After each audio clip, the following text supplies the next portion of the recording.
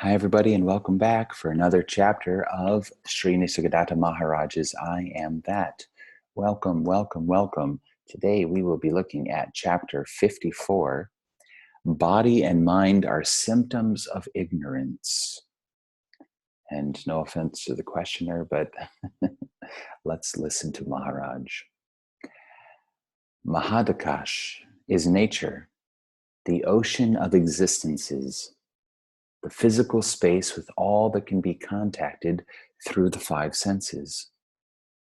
Chidakash is the expanse of awareness, the mental space of time, perception, and cognition.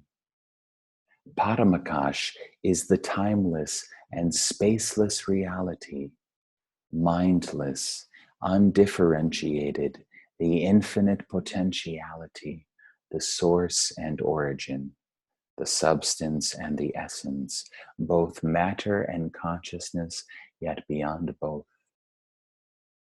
It cannot be perceived, but can be experienced as ever witnessing the witness, perceiving the perceiver, the origin and the end of all manifestation, the root of time and space, the prime cause in every chain of causation.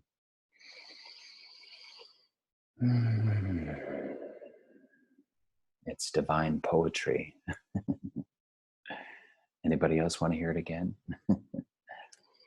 Paramakash, Paramakash, parabrahman is the timeless and spaceless reality, mindless, undifferentiated, the infinite potentiality, the source and origin, the substance and the essence, both matter and consciousness, yet beyond both. It cannot be perceived, but can be experienced as ever witnessing the witness, perceiving the perceiver, the origin and the end of all manifestation, the root of time and space, the prime cause in every chain of causation.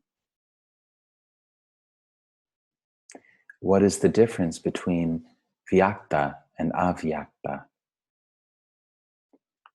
There is no difference. It is like light and daylight, light and daylight. The universe is full of light which you do not see, but the same light you see as daylight. And what the daylight reveals is the vyakti. The person is always the object. The witness is the subject. And their relation of mutual dependence is the reflection of their absolute identity. You imagine that they are distinct and separate states. They are not.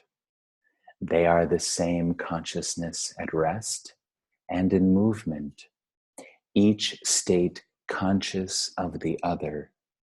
In Chit, man knows God and God knows man. In Chit, the man shapes the world and the world shapes man. Chit is the link, the bridge between extremes, the balancing and uniting factor in every experience. The totality of the perceived is what you call matter. The totality of all perceivers is what you call the universal mind. The identity of the two manifesting itself as perceptibility and perceiving, harmony and intelligence, loveliness and loving reasserts itself eternally.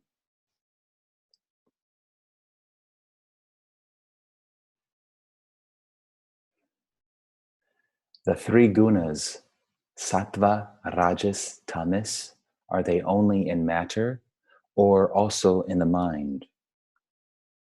In both, of course, because the two are not separate. It is only the absolute that is beyond gunas. It is only the absolute reality that is beyond the three gunas, sattva, rajas, tamas. In fact, these are but points of view, ways of looking. They exist only in the mind. Beyond the mind, all distinctions cease. You see, the mind creates distinctions. So when you go beyond the mind, all distinctions cease. Is the universe a product of the senses? Just as you recreate your world on waking up, so is the universe unrolled. The mind with its 5 organs of perception, 5 organs of action, and 5 vehicles of consciousness appears as memory, thought, reason, and selfhood.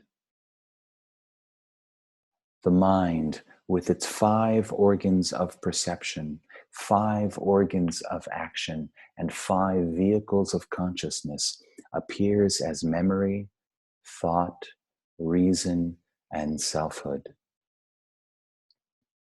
The sciences have made much progress. We know the body and the mind much better than our ancestors. Your traditional way, describing and analyzing mind and matter, is no longer valid. But where are your scientists with their sciences? Are they not again images in your own mind? Here lies the basic difference. To me, they are not of my own projections. They were before I was born and shall be there when I am dead.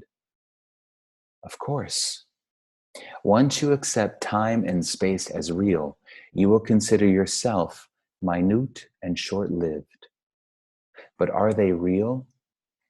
Do they depend on you, or you on them? As body, you are in space. As mind, you are in time. But are you mere body with a mind in it? Have you ever investigated? Have you ever looked? I had neither the motive nor the method.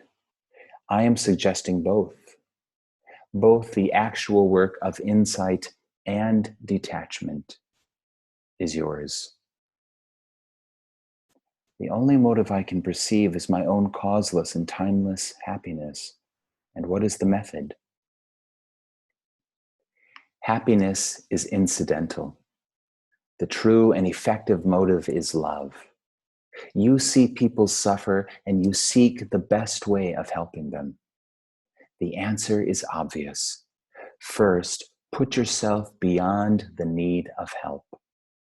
Put yourself beyond the need of help. Be sure your attitude is of pure goodwill, free of expectation of any kind. No expectation, pure goodwill.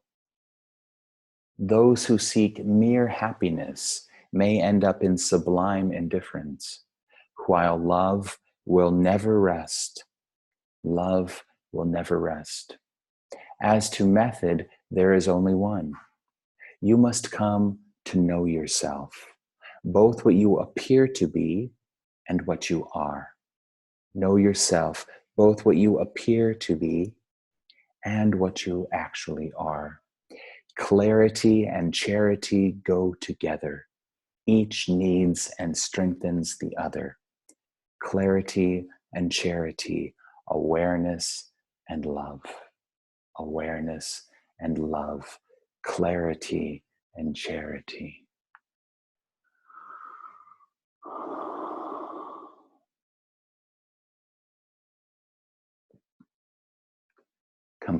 Compassion implies the existence of an objective world full of avoidable sorrow.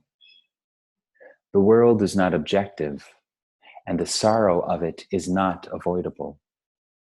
Compassion is but another word for the refusal to suffer for imaginary reasons.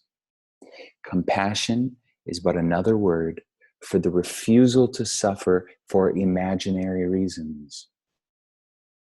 If the reasons are imaginary, why should the suffering be inevitable? It is always the false that makes you suffer. The false desires and fears, the the false values and ideas, the false relationships between people. Abandon the false and you are free of pain. Truth makes happy. Truth liberates. Abandon the false and you are free of pain. Truth makes happy. Truth liberates. You are neither the body nor in the body.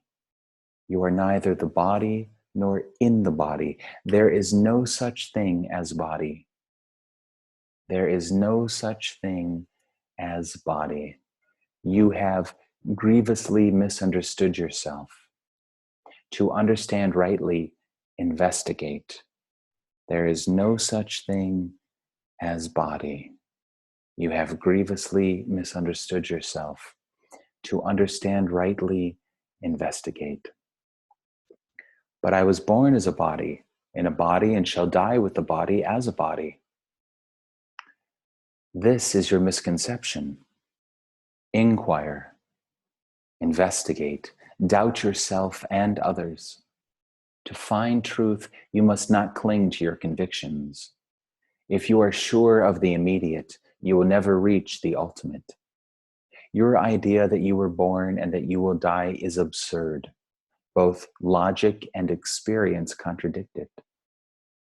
Your idea that you were born and that you will die is absurd. Both logic and experience contradict it.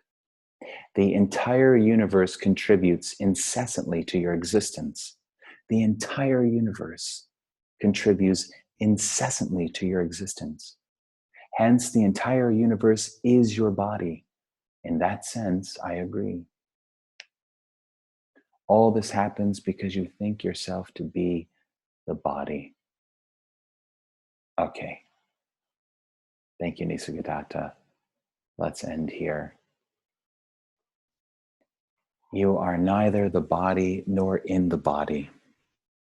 There is no such thing as body. There is no such thing as body. You have grievously misunderstood yourself. To understand rightly, investigate. Inquire, investigate, doubt yourself and others. To find truth, you must not cling to your convictions. If you are sure of what is here in the immediate, you will never reach that which is beyond, the ultimate. Your idea that you were born and that you will die is absurd. Both logic and experience contradict it. What does he mean by that? That is your koan for today. Both logic and experience contradict this belief and this feeling that you were born and that you will die. Find that which is changeless, without birth and without death.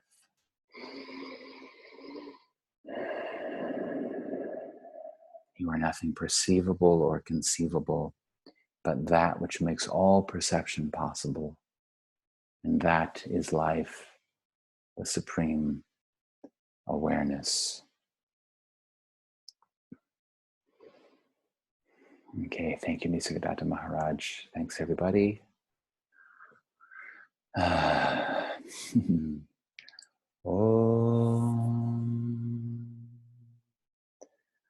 I did write a song many years ago, maybe 10 years ago, called Charity Clarity, based on these words in this chapter. I think it's somewhere on YouTube. I can't think of it right now. Charity, clarity,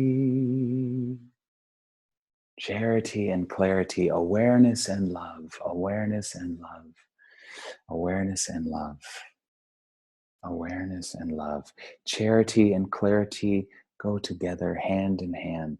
They strengthen each other and support each other. They are the nature of what you are. Pure being, pure awareness, and pure love.